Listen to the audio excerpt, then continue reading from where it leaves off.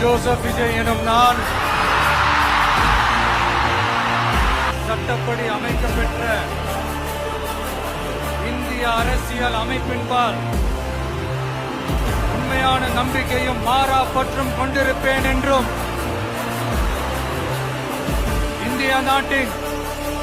ஒப்பில்லாத முழு முதல் ஆட்சியையும் ஒருமையையும் நிலை நிறுத்துவேன் என்றும் தமிழ்நாட்டு அரசின் முதலமைச்சராக உண்மையாகவும் உளச்சான்றின்படியும்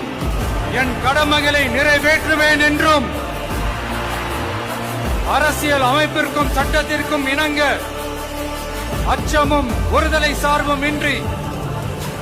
விருப்பு வெறுப்பை விலக்கி பலதரப்பட்ட மக்கள் அனைவருக்கும் நேர்மையானதை செய்வேன் என்றும் ஆண்டவன் மீது ஆணையிட்டு உறுதிமொழிகிறேன்.